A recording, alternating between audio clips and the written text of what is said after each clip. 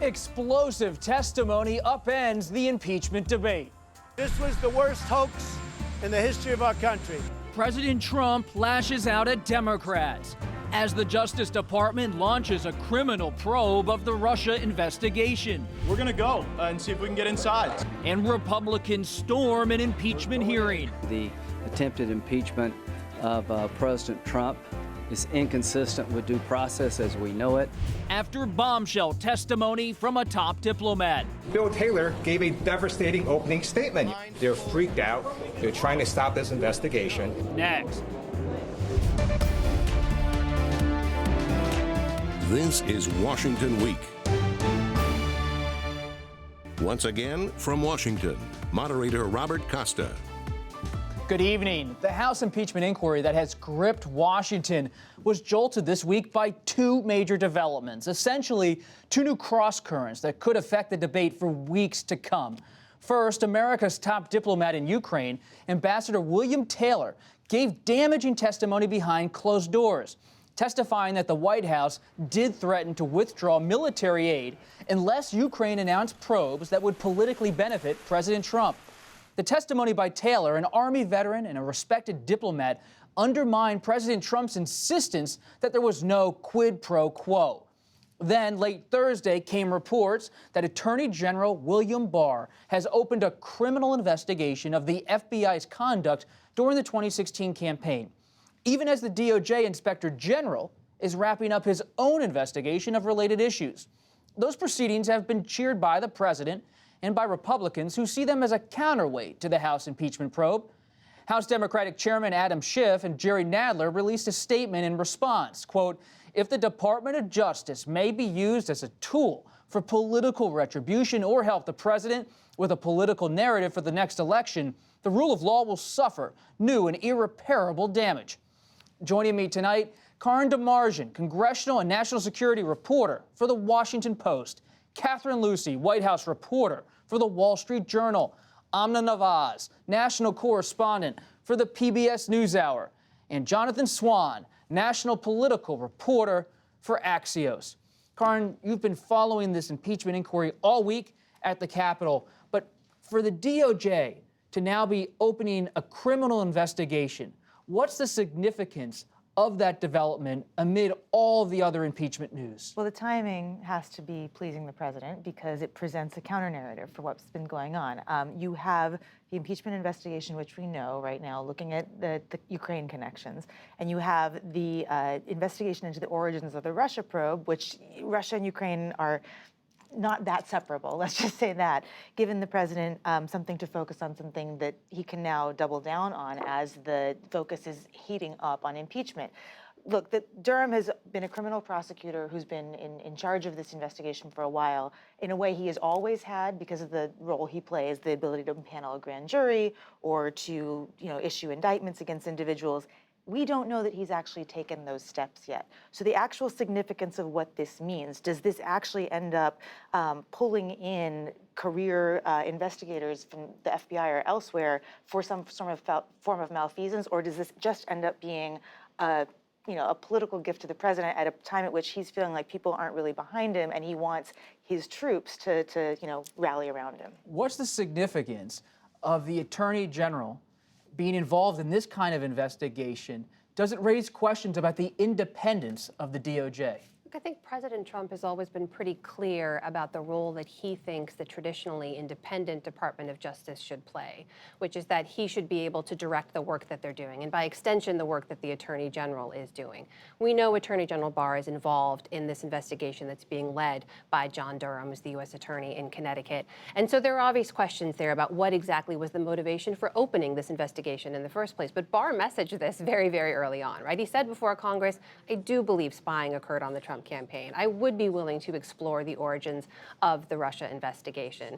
And he's also been part of some of the efforts to protect the president politically. He's pushed back on the subpoena efforts to try to get at the president's tax returns as well. So this fits perfectly in line with that. Raising it to a criminal probe, though, ups the ante, right? It kind of turbocharges it. It kicks it up a notch. don't have any other metaphors for it, but it, as Karin mentioned, gives them all of those powers now. We don't know what evidence led to that, though. You can't just in the Department of Justice say, we're suddenly going to make this a criminal investigation. Some piece of evidence had to lead to that. We don't know what that is. But here's what I don't understand, Jonathan. There's the DOJ probe led by the Attorney General investigating the origins of the Russia probe. And then you have the Inspector General, also within DOJ, doing his own report. How do they align, if at all? Well, we don't know. We don't know what the IG report's going to say. We don't know when it's going to come out. And I think we should be very cautious about saying that this is counter-programming in terms of when we're learning about this criminal investigation being elevated as a criminal investigation. Number one, we don't know when they made that decision, when he said, okay, it's past the threshold where I believe that the crimes could have been committed. Durham is a serious prosecutor. He's a serious guy with a serious reputation. He's not seen as a partisan hack. He has a storied career. Now, in terms of the way that counter-programming would mean that Adam Goldman and Katie Benner at the New York Times were used in this sort of way, and they're two of the best Justice Department reporters. So I think it's quite possible that this could have been opened. We don't know when it was opened. Could have been opened, weeks ago, and it could be as simple as a leak investigation. We know there was so much classified information leaked in the early period of the Russia investigation. So this is all just to say there is so much we don't know, and people are going to spin this in the ways that they want to do. They're going to be hysterical about it. But I think that it could be as simple as Barr doing what Trump wants to do, and then Durham following the facts and keeping a fairly open mind. Catherine, let's take a stroll down from the DOJ on Pennsylvania Avenue to the Capitol. And you had Ambassador Taylor, behind closed doors, give this damaging testimony about a quid pro quo arrangement inside the Trump administration. How is the White House reacting? Is this something that they see as a major turning point? Well, this is a significant moment in this process. This is some of the most detailed testimony we've seen so far. There was a 15-page opening statement really laying out in sort of cinematic terms. It was, I think maybe it was beautifully written. The way that the Taylor sort of takes us into taking the job. It reminded me of movies where someone is brought into a different world, like say like Goodfellas, or I recently saw Hustlers, where someone's taken into a totally different world and they suddenly start to realize what's going on and they're trying to figure it out. And he comes to realize, there's two different foreign policies going on. And then sort of this leads into his explanation of what he understands to be happening with the president's engagement on Ukraine. The White House is continuing with a messaging that is a lot focused on process. They are attacking the process on the Hill. They are also trying to discredit a lot of the witnesses. So you heard the president today criticizing Taylor, and we'll see if that sticks. This is a decades-long, career diplomat, who came forward and who was hired by this administration. And you're standing outside, notebook in hand, of the SCIF, the secure area inside of the House, while all these people testify. But Ambassador Taylor in particular, when you're there as a reporter, take me inside the room. What were you hearing from members about how it went and why it mattered? Ambassador Taylor's testimony has had the most impact of any of the people that have come in thus far in this impeachment probe. And it's because of the details of his testimony. It's also because he names names and connects dots in other ways that people have not. Even when he wasn't in the room, he was in touch with the people who were in the room, and he lays out a narrative of exactly how the Giuliani campaign led the group on Ukraine policy started to diverge from the more traditional routes, how when you had the Secretaries of State and Defense and CIA and the National Security Advisor all saying, wait, we should be sending that aid there, you then had the Mulvaney camp being like, maybe not. And he actually paints the timeline also of when the freeze on the funding came, when to him it seemed like there was a quid pro quo going on here, when he was told specifically by people in the administration that yes, the money is being leveraged in order to secure a promise from the Ukrainian president to conduct investigations into the energy company that Joe Biden's son was on the board of, and this 2016 hack, this conspiracy theory around the DNC server that was hacked in 2016. The theory says that it somehow ended up in Ukraine, and if it were found, it would prove that Ukraine interfered in the 2016 elections, not Russia. That's been widely debunked already. The fact that Taylor was so powerful, though, is I think a reason why you saw an eruption, a political eruption the next day. Let's talk about that. Right. That political eruption, because you're there covering it, and you see the testimony itself is a game changer for the House Democrats as they build their case against the president. But as Karin said, House Republicans decided to take matters into their own hands. Trump loyalists forced their way into a secure interview room on Capitol Hill, blocking witness testimony for hours. We're going to go in there today and demand we get our rights as members of Congress. What was it like when they actually stopped the testimony from happening? Well, I mean, they delayed the testimony for about five and a half hours from starting. That was the Deputy Assistant Secretary of Defense, Laura Cooper, who eventually talked about kind of the nuts and bolts of how the Ukraine military aid works. There were a lot of interesting parts of this. It was certainly a display that we watched as they stormed into that room. There's nothing that actually prevents those lawmakers from walking into the SCIF. The SCIF is not like a locked box. Members of Congress have enough security clearance to go in.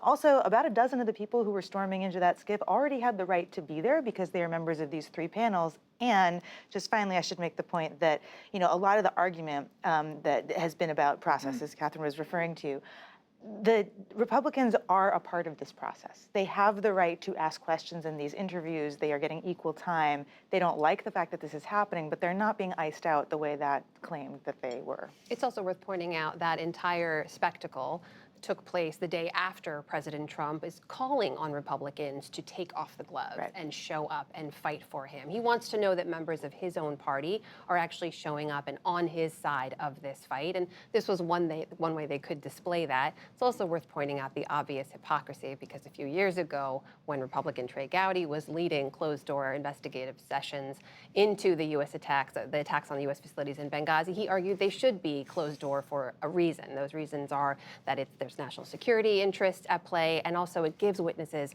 a chance to be open and honest about their testimony. Let's pause for a second and talk about the House Republicans and Republicans in general making process the issue. Jonathan, is that because they don't feel like they're able to engage on the substance of the testimony? They'd rather make it about the process? There are some House Republicans, I think, probably a small group, that would be quite happy to fight on the substance, but it's a small group. And where there is no appetite to fight on the substance is in the Senate. None. So the backstory to this resolution that Lindsey Graham, unfurled yesterday, that was actually very tame, and it was really just... What was it? It was a process argument. It was a very soberly written, tame argument against the process. No substantive defense of Donald Trump. The backstory to that was Lindsey Graham wanted to write a letter to Pelosi that was actually going to be fairly bombastic. And, this is a sham, et cetera, et cetera. He pitched the letter to the Republicans at their lunch last week, and the response was not good. And the reason they didn't want to do it, even people who support Trump, for 2 reasons. Number one, you write a letter like that, anyone who doesn't sign on, you've created an enemies list for Trump immediately. Number two, you don't get many signatures. It's very embarrassing. He looks weak. So what ends up happening, Lindsey Graham shifts to a resolution. He writes this resolution. It's still a little too hot. Mitch McConnell cools it down, and you get this very milquetoast document that everyone can agree on. But it's a very clear sign of what's going on in the Senate. Why this matters is Republican senators do not want to defend Donald Trump on the substance. And the most they're willing to go is this sort of finicky process argument to say that, they should change the way they're doing it. I would add a number 3 to that, which is a lot of them feel like they don't know where this is going because That's they don't. Definitely true. And they don't feel like they're getting clear guidance from the White House. That's also true. That's a 4. So we have 4 reasons that they're a little... And that's the other thing that we've seen playing out inside and outside the White House is on the Hill, and allies of the president outside of the White House have been agitating for more. Jonathan and I have both been working on sort of, are they going to set up a so-called war room? Are they going to have more formalized process? Are they going to bring people in? And you have to wonder, they're making this argument, as you were saying, about closed testimony and a closed process, but there is growing support among Democrats to hold open hearings soon. As Karen wrote this week, Democrats believe that they have at least 2 smoking guns. One is President Trump's July phone call with Ukrainian President Volodymyr Zelensky. The second is Acting Chief of Staff Mick Mulvaney's October acknowledgement of a quid pro quo. So you could have John Bolton, the former National Security Advisor, other ambassadors who have already testified behind closed doors, in just a few weeks testify publicly. Right. What's the White House strategy then? And what are you expecting to see from House Democrats? How soon will we see people actually in the air, their hands in the air, testifying in public? I do not think it will be before mid-November, just because of the interview schedule that they've already announced, and the subpoenas that have been sent out do take us through that first week of November in terms of scheduling closed-door things, or trying to, right? But if we could see potentially before Thanksgiving some of these individuals start to come up, I mean, that's the point at which the White House is really going to lose control of what the message is, because the Democrats are very, very focused right now on choosing who's the best candidates to deliver that message. They think Taylor is extremely compelling. They think former ambassador to Ukraine, Masha Yovanovitch, extremely compelling. And there's not unanimity on what John Bolton would do, but a lot of people think that he could deliver a really devastating punch to the president, given that he's one of the president's guys. At this point, though, it's going to be very interesting to see how the counter-narrative from the Republicans changes. I mean, there was a decision today in the courts to release the Mueller grand jury information, and while that's not directly related, it kind of is a little bit of an acknowledgement from the courts that you actually are running what we consider a legit impeachment inquiry. You don't have to do a bunch of, preliminary steps to make sure that you have a sanctioned process, and that has been the base of what the GOP has been arguing, that this is not legitimate because it hasn't been established, and that kind of got undercut. So that may require some pivoting now from the GOP heading into next week. All that's on the horizon.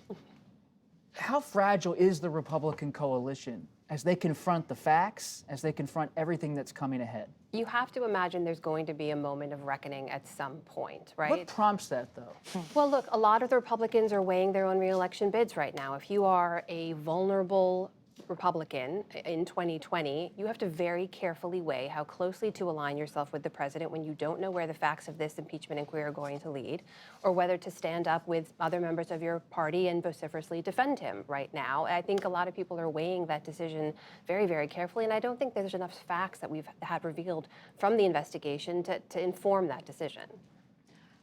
Certainly we're seeing from the White House they are making some efforts now to try and get more of a process in place. Jonathan reported today, and we've confirmed with our sources that they are doing more regular meetings. They are considering maybe bringing in another staffer. But I think it's also important to remember with this White House that there's a core group of people who feel like they've survived a lot of things before, and that they can survive this. That they've been through Mueller, they've been through Kavanaugh, they've been through Access Hollywood. That they really do believe that they keep their heads down, that there is a path forward. What about in that our original point in the discussion was about the DOJ criminal probe? Do we expect Senator Graham, as the chairman of the Judiciary Committee, to follow up on whatever comes out of the Department of Justice and their investigations? Is that going to be a track or not? Well, that's what some pretty prominent people close to the president want to happen. They want Lindsey Graham. People like Donald Trump Jr. are very, very frustrated with Lindsey Graham, and have been saying so publicly. They've actually started a hashtag, Where's Lindsey? And so he's under pressure from his own allies. Huge pressure. He's getting lit up. Tucker Carlson did a segment that lit him up. Don Jr.'s been starting this hashtag, Where's Lindsey? And they're not satisfied by this resolution. I quoted a source close to the president's eldest son yesterday saying he's got to use his powers as Judiciary Chair. We're sick of hearing him talk it up on Fox. They want to see him use that role to actually push back against the House Democrats.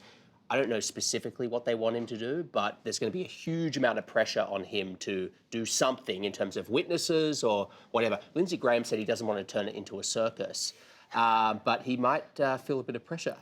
The problem they have is twofold. One, there's a whole constitutional thing about the House being able to start the impeachment proceedings and the Senate having to act like a jury. They can't, poison the jury too much, otherwise they potentially lose that platform. But also the calculation for Lindsey Graham, I mean, look, it was a week or so ago that he said he was going to give Rudy Giuliani a platform to speak in the Judiciary Committee, and we're not hearing him say the same thing right now, because really, who is the White House going to trot out that is being so elbowed out of this process that's going to save them at this point? Rudy Giuliani is a bit of a loose cannon when he goes in public, and if he's going to do it behind closed doors, that's going to take way too much spinning to counteract what's going on in the House, which is already well on its way, and it seems almost guaranteed to end up in an impeachment vote on the floor. As all of this happens on the impeachment front, there's moving parts on foreign policy. Turkish troops moved into a slice of northeastern Syria last week after President Trump decided to withdraw U.S. forces.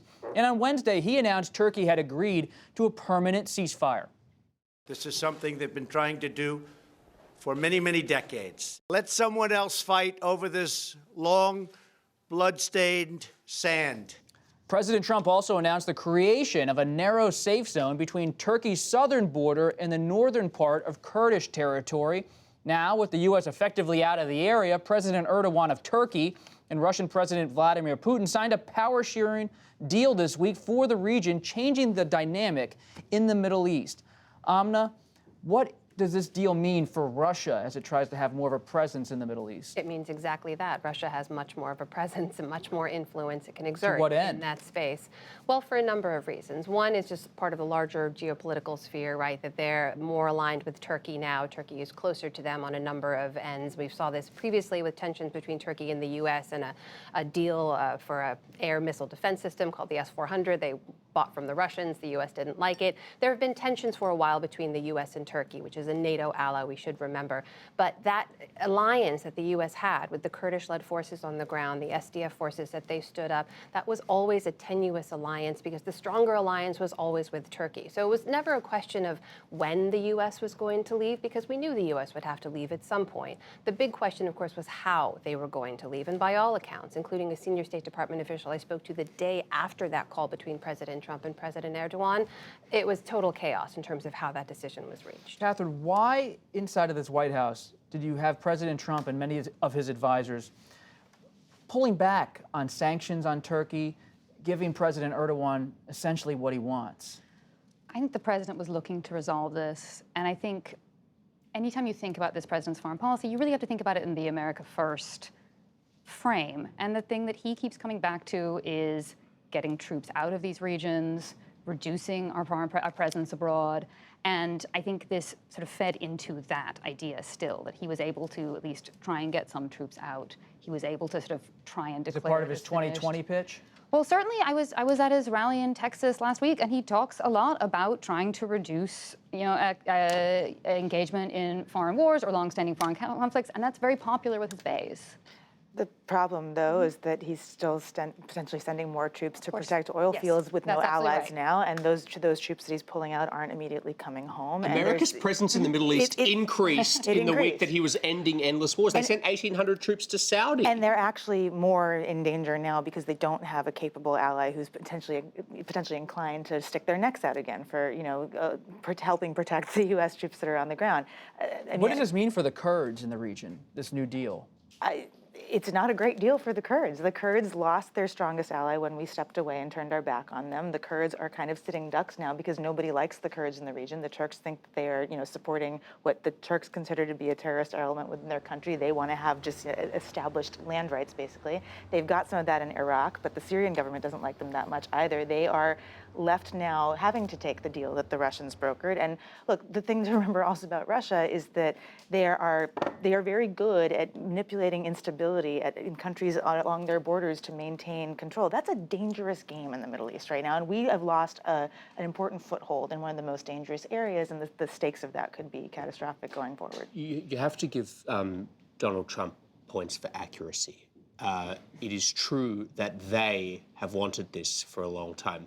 But they, as Turkey, they've wanted to clear out the Kurds for a long time. Correct. And I was in Baghdad on Monday, and I interviewed the president of Iraq, Barham Saleh. He is one of the most important Kurdish figures in the world. He led Iraqi Kurdistan. He was tortured by Saddam Hussein when he was a child. And he said to me, he is sick, worried about ethnic cleansing, about the fear of ethnic cleansing. And when he heard, and you just imagine to Barham Saleh's ears when he hears the President of the United States say it needed to be cleaned up. That was like a quote that Trump said about the Kurds. To Barham Saleh's ears with that history, that is a chilling phrase. Beyond the Iraqi president, what does the world make of what happened this week? There's also the very sudden undoing of what has been longstanding U.S. policy in the region that happened over a phone call between two individuals. I mean, all the gains that were made to counter ISIS in the region that were done on the backs and on the lives of those Kurdish-led forces, those could be undone by ceding that territory to parties that aren't as interested in fighting them as the U.S. was. We've also got those forces now being forced back into the arms of Bashar al-Assad, which is the only place they're going to find security right now. That's not good for the U.S. Do you expect Republicans to fight back against this administration's position? Well, you've seen bipartisan opposition to this, and it's interesting, this comes at a moment where the president really needs Republicans with him. And it's one of a number of occasions in the last couple of weeks where Republicans have broken with him. So we had this, we had the effort to have G7 at Doral, we had some of his comments. And so you've seen a number of points where the party has been prepared to put some distance between themselves and the president. Thank you all for joining us tonight on Washington Week. Really appreciate it. And thank you for sharing your evening with us. Make sure to check out our latest Washington Week Extra. Watch it live on our website or on social media. I'm Robert Costa. Go Nationals.